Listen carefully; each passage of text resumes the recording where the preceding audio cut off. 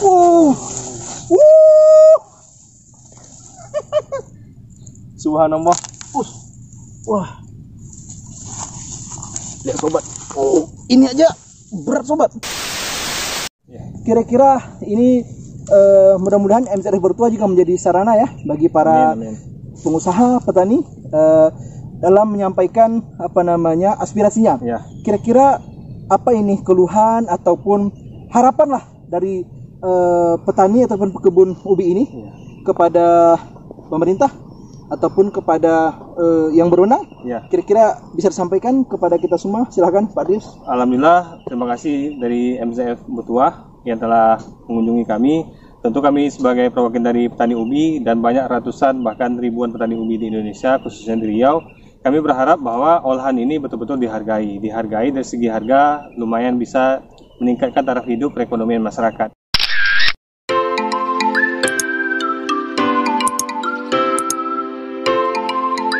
Assalamualaikum Sobat MZF Bertua. Apa kabar semuanya? Mudah-mudahan sehat selalu ya. Jumpa kembali di channel kesayangan kita, MZF Bertua. Oke sobat, kali ini saya gembira sekali karena setelah sekian lama menunggu, akhirnya ini bisa sobat kali ini membuat video yang menurut saya cukup menarik, yaitu terkait tentang singkong atau ubi. Nah, mungkin di antara sobat ada yang pernah mendengar ini sedang heboh-hebohnya penanaman ubi, terutama di daerah kami ini maupun di Indonesia, di daerah lain sobat ya. Banyak yang sedang mencanangkan untuk penanaman ubi. Kenapa sih? Dan seperti apa proses penanamannya? Dan seperti apa bentuk ubinya? Nanti kita akan lihatkan sobat ya. Nah, alhamdulillah hari ini kita diizinkan Allah untuk membuat video itu sobat. Kita sekarang telah berada di ladang ubi ataupun kebun ubi milik dari Bapak Adrius SIP. Beliau seorang sarjana sobat, tapi juga memiliki waktu luang untuk menanam ubi. Salut juga kita sobat ya. Kita akan tanya-tanya nanti dengan beliau seperti apa potensi, kiat-kiat dan tips-tips terkait ubi ataupun singkong ini sobat ya. Stay tune di MZF Bertua. Oke, langsung saja kita temui sobat. Kebetulan beliau sudah standby. Ini sedang ada kesibukan. Kita coba lihat, kita langsung sapa ke beliau. Mudah-mudahan ada waktu sobat ya. Maklum, orang sibuk ini sepertinya ya. Mudah-mudahan ada waktu bisa bicara dengan kita, bisa berbagi tips dengan sobat MZF Bertua semua ya. Assalamualaikum Pak Adrius. Waalaikumsalam. Apa kabar ini? Alhamdulillah. Ini sobat, juragannya nih. Ini salah satu pengusaha lah ya, pengusaha singkong. Nah, ini sobat, kita langsung bertanya kepada beliau. Mungkin kita bisa di luar saja ya, Pak. boleh. Nah, ini agak gelap ya. Kita coba tanya-tanya kepada beliau ini sobat. Pak Adrius. Ya Pak. Ini kita terima kasih banyak ini. Alhamdulillah. Kan untuk membuat video di kebun Pak Adrius, tentunya berbagi tips dan pengalaman Pak Adrius ini bersama sobat MZF Bertua. Saya langsung ke poinnya lah Pak Adrius. Kenapa sebenarnya kok Pak Adrius mau nanam ubi? Nah, ini Pak Adrius dulu nih, nanam ubi. Bahkan bukan hanya Pak Adrius, banyak orang-orang, ya kan, saudara-saudara kita yang menanam ubi di daerah kita ini, bahkan di Indonesia. Saya dengar dicanangkan pemerintah untuk penanaman ubi sebagai salah satu ketahanan pangan ya. Jadi kita dengar itu. Ini beliau ini seorang sarjana sobat. Saya penasaran. Udah sarjana, tapi nanam ubi juga lagi. Kenapa? Coba potensi apa sebenarnya terhadap ubi ini? Ya, alhamdulillah, terima kasih atas kunjungannya Pak beserta teman-teman rekan, dan kami di sini menggiatkan penanaman ubi karena proses pembibitan yang sangat mudah dan kemudian penanaman perawatan yang sangat mudah, maka kami memilih untuk penanaman ubi yang alhamdulillah potensi ke depan walaupun belakangan agak kurang memperbaiki kondisi ekonomi, tapi mudah-mudahan ke depan akan bisa kita perbaiki ya. Jadi gini, sebenarnya tadi kan sudah jelas sobat ya, karena menanam ubi itu mudah. Iya jelas sobat ya. Apa namanya nyanyiannya ini Kospulus? Tongkat kayu jadi tongkat tanaman. Dan kayu jadi tanaman. Ini salah satunya sobat. Ini maksudnya ubi. Iya. Taruh tumbuh sobat. Benar ya Pak? Benar.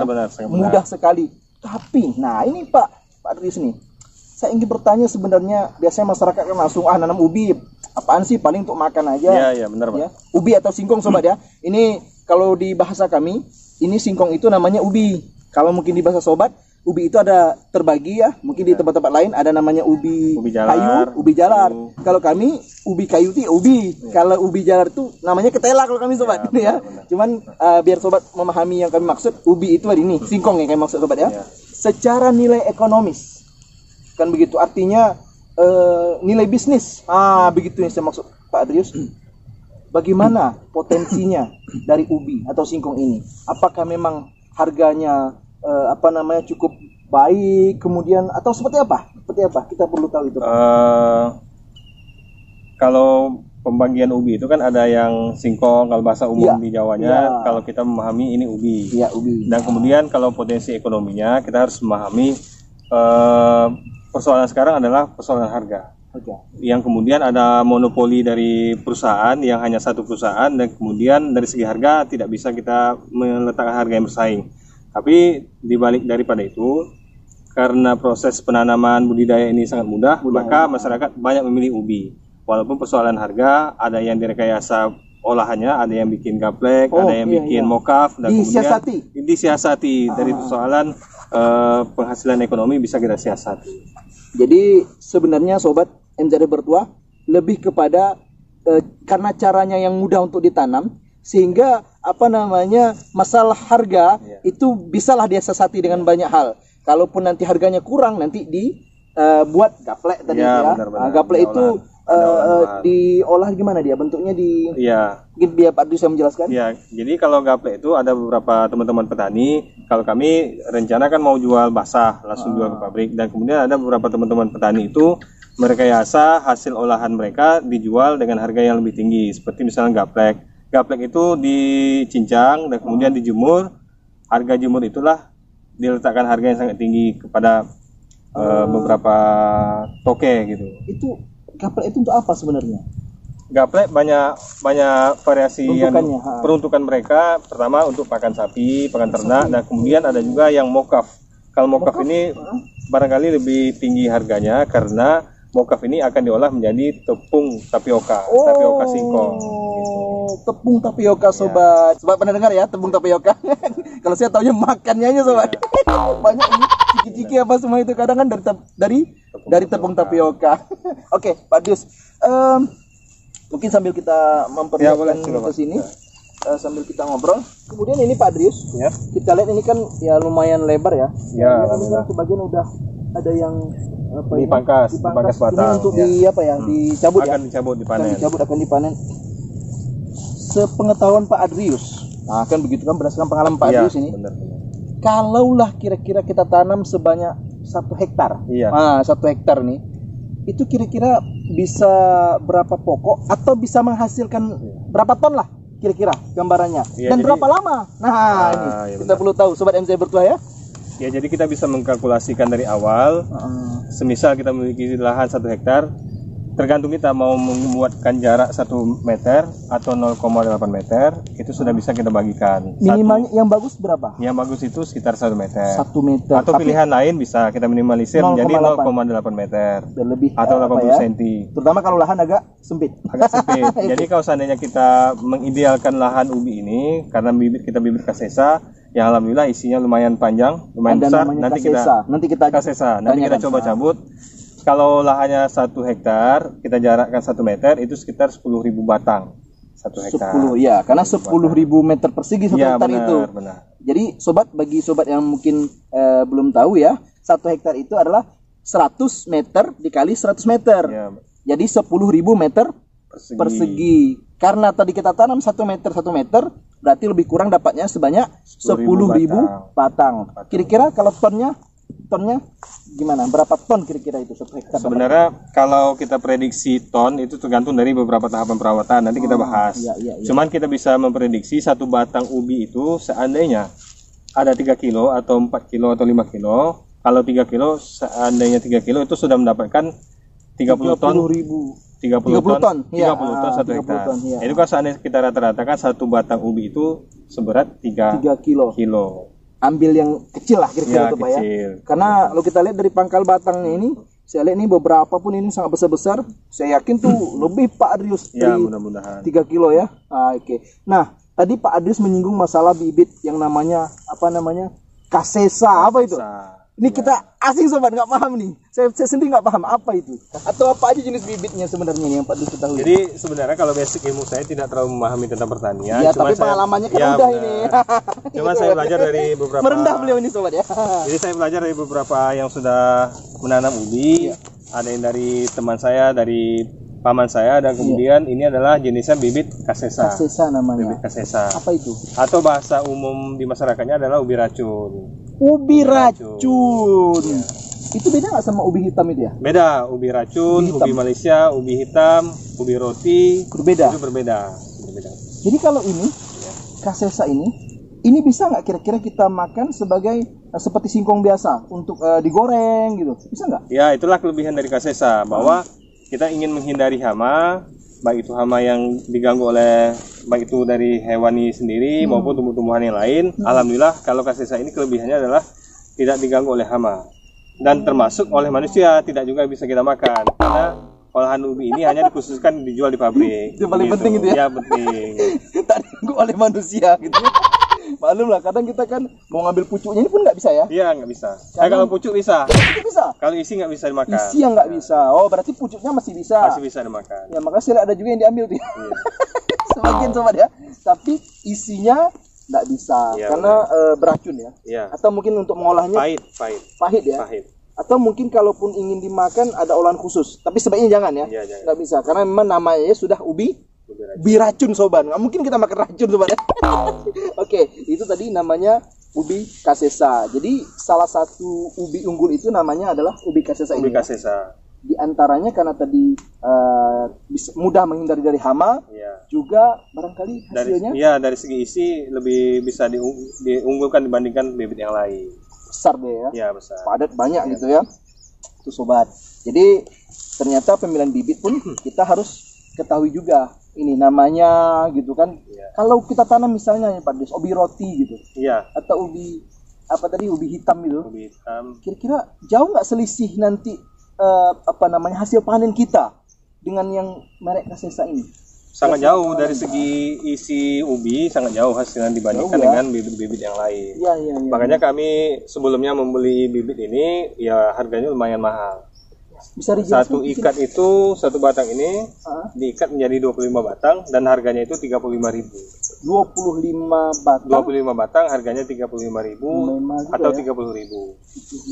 Mahal, lumayan mahal. Itu satu batangnya itu berapa meter itu panjangnya, kemudian dapat berapa itu ya kira-kira untuk bibitnya nanti? Kalau di bibit kan oke. Kalau batang bisa kita lihat rata-rata hampir 2 meter atau 1,5 meter. Kalau seandainya 2 meter lebih bisa menjadi 2 batang bibit. 2 batang bibit panjang.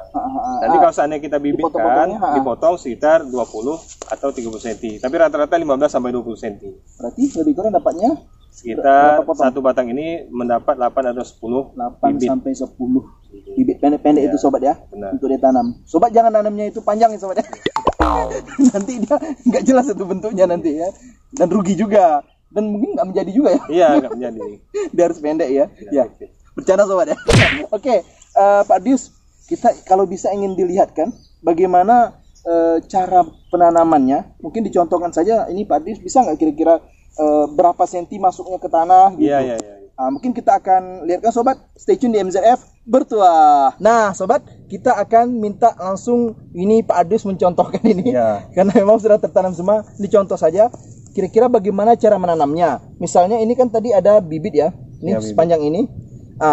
Ini kalau arahnya sobat udah tahu ya. Tetap yang namanya matanya ini, sobat lihat ya. Mungkin barangkali ada yang belum tahu ya. Ini mata dari bibitnya, nih. Sobat lihat ya, ini ya. Ini harus ke atas, jangan gini sobat. Jangan terbalik kayak gini ya. Nanti kalaupun tumbuh ini kadok kalau istilah kami sobat. Apa istilah sobat nih? Terbalik dia, nggak tumbuh ke bawah. Tumbuh ke bawah, ya. Nggak seperti itu. Kadang kita lalai lupa menengok kan, main cucuk saja rupanya terbalik. Kadok kalau bahasa kami sobat ya. Jangan ya. Oke. Jadi bagaimana ini menanamnya Pak Dius? Kira-kira berapa dalam kita masukkan ke tanah, ya kan? Kemudian tanahnya harus seperti apa? Dan cara mengolah tanahnya pun harus seperti apa, kita ingin tahu ini sobat MZ Bertuah Pak Dius. Ya baik, dari bibit yang panjang tadi bisa kita potong menjadi 20 atau 15 cm. Dan kemudian kalau persoalan tanah ya seperti kita ketahui harus digembur terlebih dahulu. Gembur ya, yang kayak Ya, gini nih. digembur. Ini gembur. Benar, ya, seperti ini. Tuh sobat lihat nih, Ya, ini bisa bekas sobat lihat gemburan semua. yang bekas tanamannya sobat bisa dilihat di sana kan bekas gemburan semua sobat ya. Di sana. Berarti memang harus digembur ya. Harus digembur. Nggak bisa tanah datar gitu Nggak langsung bisa. masuk. Benar. Ngaruh ya. Karena isi dari ubi ini tentu harus mencari tanah-tanah yang lunak Iya. agar bisa mengembang, manjang dan kemudian membesar isinya. Logik sobat ya, masuk akal sekali. Iya. Makanya perlu alat juga kadang ya. Iya, perlu alat. Karena mempermudah. Paling tidak itu apa namanya John Deere ya. Traktor. John Deere traktor itu sobat ya. Tapi pakai cangkul pun Lebih bisa. bagus lagi. Bagus sobat, tapi tentu memerlukan tenaga yang Waktu yang lumayan lama. dan waktu yang lama juga. Oke, ini misalnya kita ada nih tanah kita. Iya.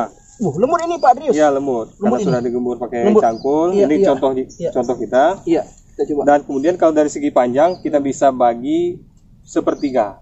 Sepertiga yang masuk ke dalam tanah. Sepertiga yang masuk Sepertiga ke yang dalam masuk ke dalam tanah. Oke. Ya. Jadi mitos yang berkembang ada yang bilang harus miring, harus tegak iya, ke benar, arah benar. matahari. Iya. Itu sebenarnya tidak berpengaruh. Enggak ngaruh ya. Yang penting termasuk ke dalam tanah dan kemudian olahan tanahnya bagus, bibitnya bagus, alhamdulillah akan menghasilkan yang bagus seperti ini. Enggak ngaruh ke hasilnya. Tidak pengaruh. Benar sobat, kalau kita dengarkan ada yang beredar di masyarakat ya, bahwasanya kalau nanam itu harus miring ya, terutama miring Pak Adrius ya. Kalau lurus nggak bagus katanya. Ini enggak ya? Tidak ternyata pengaruh. ya. Malah mungkin lebih bagus yang lurus enggak? Sama Nggak saja. ada dengar? Sama saja. Oke, kita langsung coba Pak Adrius Ya, kita dipraktekkan. tanam biar agak rapi, kita tegakkan. Iya. Sepertiga dari ukuran batang. Bisa didekatkan sini? Ya. Coba dilihat. Jadi bisa sepertiga dari batang kita Iya, masukkan dalam tanah. Kita bisa perkirakan dari jari kita, dari telunjuk, dan langsung tekan ke dalam. Iya, Seperti itu. Dah. Sudah. Tinggal proses penyiraman. Enggak, Ada? tak perlu penyiraman. Oh, tak perlu disiram. Proses selanjutnya adalah 1 atau 2 bulan yang akan datang. Kalau seandainya ada rumput, kita cabut, dibersihkan, dan kemudian kalau tanahnya agak turun, kita naikkan. Berarti memang diserahkan ke alam lah ya. Ya, benar. Biarkan hujan. Ya. Itu sobat terjawab sebenarnya. Sangat mudah kan Sangat mudah. menanamnya. Nggak perlu kita siram-siram gitu. Tapi kalau pemupukan ada ya. Pemupukan ada. Kapan itu kira-kira? Pemupukan itu tergantung dari beberapa petani. Ada yang 1 periode itu 2 kali, ada yang 1 kali. Kalau kami cuma 1 kali, yaitu 3 bulan tanam dipupuk sekali. Oh, dia 1 periode itu sebanyak berapa bulan kira-kira? 8 sampai 12 bulan. 8 sampai 12 Iya. bulan. Berarti paling tidak 2 kali 2 kali dalam 1 periode tadi dalam itu. 1 periode. Pupuknya apa nih Pak Adrius yang bagus? Pupuk sebenarnya beraneka ragam, Iya, tergantung benar. dari yang lain. Cuman biar lebih komplit nutrisi di dalam tanah, tumbuhan dan kemudian isi, kita menggunakan pupuk NPK. NPK Mutiara 1616. Tiara ya. Iya. Ya ini sobat, nyata pupuknya pun ini mungkin bervariasi di tempat Iya, sobat ya. bervariasi. Lihat kondisi tanahnya. Iya. Tapi kalau untuk yang di sini Pak Dius menggunakan yang disampaikan tadi sobat ya, pupuknya. Oke Pak Dius, ini sepertinya cukup jelas Iya. cara menanamnya. Kemudian tadi apa? Kalau ada rumput paling pembersihan rumput. Pembersihan, ya. Ngaruh nggak kalau dibiarkan aja rumput? Sangat berpengaruh. Jadi ubi ini selain dari penanaman mudah, cuman proses perawatan ya lumayan sulit. Iya, Proses karena perawatan lumayan sulit. Kemudian persoalan tanah juga harus kita perhatikan. Saat ini tanah agak turun, kita naikkan lagi, atau bahasa kalau kita Jawanya digulut atau dibuat bedengan. Dibuat bedengan, dinaikkan lagi. Kalau ada rumput kita cabut, dan itu sudah bisa kita biarkan. Iya, Proses pemupukan yang akan datang.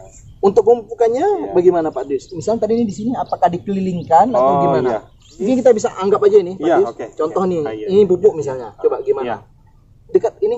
Kalau pemupukan sangat mudah sekali, tidak perlu kita kelilingi, cukup 1 genggam. 1 genggam ini bisa sekitar 4 atau 5 pokok. 1 Oh. genggam ini kita taburkan, sudah. Nggak apa-apa kena batangnya? Nggak apa-apa. Oh. Habis kita pindah tempat lain. 1 genggam ini bisa sekitar 4 atau 5 pokok ubi yang kita pupuk. Ya karena gini Pak Dius, sobat MZF bertuah, karena sering juga menanyakan cara pemupukan Ya, gitu. ya, ya. Karena barangkali memang cara pemupukan ini berpengaruh gitu sobat ya. Kenapa ini saya bertanya? Ya, kita lihat. Nih tadi aja baru berangkat nih sobat. Sayang kita terlambat untuk memvideokan tadi. Benar. 2 kol diesel ya udah ya. Ya, Berapa? sudah 3. Sudah 3 kol diesel. Subhanallah sobat ya. Ini memang nih sarjana yang subhanallah berhasil belajar, sobat ya. masih Alhamdulillah. Ini semua dengan izin Allah ya, Amin, Pak Dius ya. alhamdulillah. Oke, Pak Dius, terakhir nih Ya. kita ingin coba cabut-cabut ini. Ya, boleh. Mencabut ubi dari Tersedia. Pak Adrius. Kita coba lihat bagaimana hasilnya. Mungkin sobat MZF bertuah penasaran, kita sama-sama lihat ya sobat ya. Oke, sama-sama kita lihatkan hasil dari tanaman Pak Adrius ini. Let's go. Oke, kita coba ini Pak Adrius, ini Ya, sepertinya silakan. agak besar ini. Iya, lumayan insya Allah. Kalau sendiri saya nggak sanggup nih kayaknya sobat ya. Coba dulu, Kita coba ya. Bismillahirrahmanirrahim. Ini dicabutnya agak enak Pak Adrius. Iya, karena pengolahan tanahnya lahan, karena pengolahan. Agak gembur ya. Ya, dapat. Didekatkan sini, coba Ayo. biar bisa dilihat oleh sobat MZR bertuah. Wah, padat ini. Wah. Ini udah agak apa ya? Iya, udah agak komes. Lama ya. Iya. Sobat. Coba lihat. Ini agak apa nih? Karena udah banyak yang agak kelamaan mungkin Pak Adrius ya. Benar. Jadi ini tips untuk yang menyaksikan. Kalau seandainya penanaman ubi itu tidak bisa lewat dari masa periodenya. Kalau seandainya lewat di masa periode, tidak akan menghasilkan yang maksimal. Ini aja sobat, walaupun udah ada yang tadi ini, apa namanya kalau bahasa sini? Kombes ya. Kombes. Nih, udah apa ya? Ketuaan ya. Iya. Karena tadi kelewat masa panennya ya. Nggak boleh rupanya. Tapi coba lihat. Hasilnya masih menurut saya subhanallah sobat. Kalau bahasa anak milenial amazing. Amazing ya. Ini subhanallah sobat ya. Pantas Pak Adrius bertanya nemu. Iya. Subhanallah. Oke, atau kita mau coba Boleh. cabut Ya, lagi yang lain? coba yang lain. Mau lihat nggak apa-apa ini Pak Adrius ya? Ya, nggak apa-apa. Oke, kita coba lihat yang lain sobat. Saya jadi penasaran dan makin semangat ini sobat ya. Oke, kita coba ini lagi sobat. Ya, Pak Adrius Ya, ya. boleh. Kita coba. Ini tadi lumayan besar. Apa memang sebanyak itu dia sekali panen atau bisa lebih dia apa cabang? Bisa lebih. Ada yang sampai 40 kilo, 30 kilo, 40 kilo. Apanya jumlah apanya itu banyak lah. Jumlahnya sampai 15 apa nama isi? 15 buah isi. Isinya itu buahnya. Kemudian besar-besar. Subhanallah ya. Jadi Pak Adrius mungkin tadi ada yang kelupaan ini. Iya. Perlu juga saya nanya kan tadi Pak Adrius ini udah mau masuk periode kedua lah ini lebih kurang ya. Saya bertanya sebenarnya, kira-kira kalau secara nilai ekonomis, ini balik-balik hitung-hitungannya karena mungkin sobat juga ingin tahu nih Pak Adrius, barangkali bagi pemula yang ingin mencoba menanam, kira-kira kalau sekali kita panen, karena kita ketahui harga ubi ini kan tak menentu sobat ya, tadi sampaikan Pak Adrius, naik turun dan ya masih belum stabil lah bisa dibilang. Terkejar nggak satu periode itu balik modal atau enggak, atau bagaimana triknya biar kita bisa menghasilkan keuntungan lah kira-kira? Ya, karena ubi ini adalah tanaman yang berkelanjutan, jadi kalau kita cuma menanam satu kali periode itu sangat rugi. Rugi pengolahan lahan, pembelian bibit, dan kemudian upah-upah jasa itu sangat rugi kalau kita cuma menanam satu periode. Karena ubi ini seperti yang kita ketahui sebelumnya bahwa penanamannya sangat mudah dan itu harus berkelanjutan. Satu periode sudah selesai, 2, 3 dan sampai 4 atau 5 bisa kita lanjutkan. Jadi mungkin ringkasnya nih sobat yang dimaksud oleh Pak Adrius tadi itu, kan tadi saat kita buka lahan, itu kan modalnya besar. Ada biaya jonder di sana ya kan, ada biaya bibit, beli kita di awal tadi. Kemudian apa lagi? Banyak ya, untuk ini. Menggunakan alat berat tadi ya, jonder semua itu besar biayanya sobat. Nah, sayang kalau di periode kedua kita tidak nanam. Kenapa? Tengok, tanahnya sudah bagus, sudah gembur, paling tinggal sedikit aja lagi kita gemburkan. Bibit kita udah bisa punya sendiri, udah nggak beli lagi, gitu sobat. Jadi kita harus melanjutkan periode kedua, sehingga di periode kedua, ketiga dan seterusnya itu bisa dibilang panen hasil aja sobat. Mantap. Oke. Nih yuk kita coba ini. Yang kedua kita coba. Bismillahirrahmanirrahim. Wow, ya Allah subhanallah. Sobat. Sobat lihat ini. Ada yang langsung ngiler nih sobat ya, mau direbus gitu, mau digoreng, tapi nggak boleh sobat, nggak boleh, karena ini ubi racun, bukan tujuannya untuk dimakan langsung, harus diolah dulu sobat, melalui pabrik tadi ya. Ada cara-cara khususnya. Subhanallah, ini ada berapa kilo Pak? Saya nggak paham ini berapa nih, biar langsung Pak Adrius. Sekitar 10 kilo. 10 kilo. Kalau 10 kilo 1 hektar 100 ton sobat. Banyak duitnya. Alhamdulillah. Subhanallah. Oke, kita coba nanti satu lagi yang terakhir nanti bagaimana hasilnya, karena udah terlalu banyak kita cabut pun sobat. Ini mobilnya tadi udah pergi duluan. Nanti kasihan Pak Adriusnya. Oke, kita lihat ini dicabut. Oke, kita bantu. Yuk kita bantu.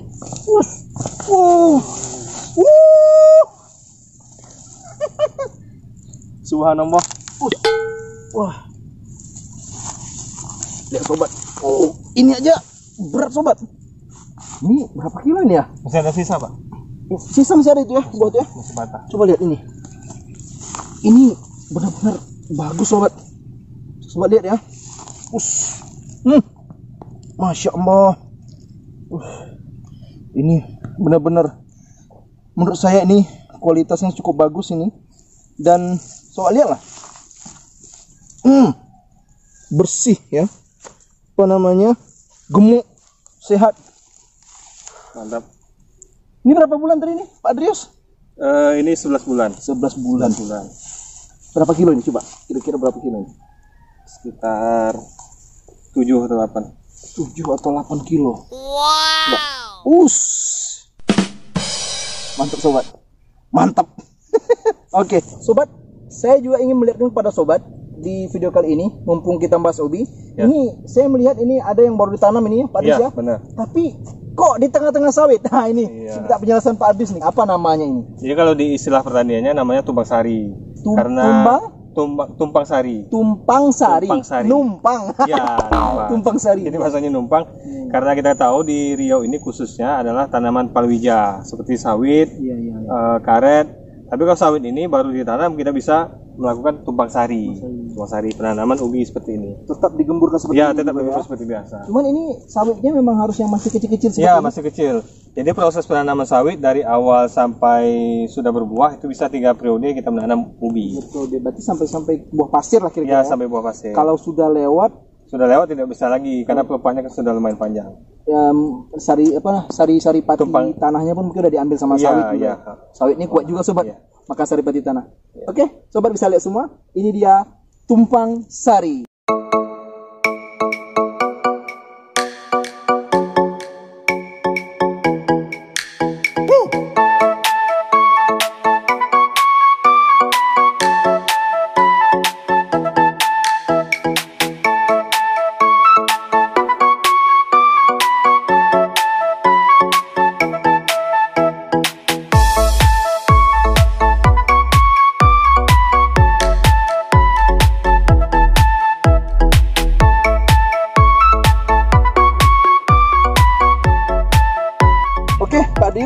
Ini alhamdulillah terima kasih banyak kita sudah dijelaskan. Saya rasa cukup detail ya sobat ya tentang ubi tadi, bagaimana bentuknya sobat dah melihat tadi, kemudian jenis ubinya, ya kan, kemudian hasilnya kita udah melihat.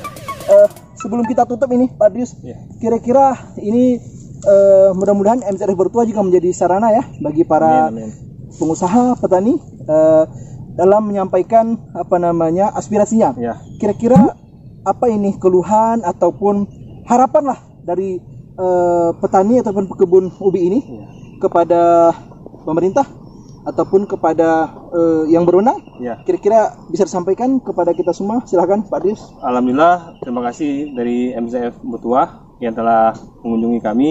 Tentu kami sebagai perwakilan dari petani ubi dan banyak ratusan bahkan ribuan petani ubi di Indonesia, khususnya di Riau, kami berharap bahwa olahan ini betul-betul dihargai dari segi harga, lumayan bisa meningkatkan taraf hidup perekonomian masyarakat.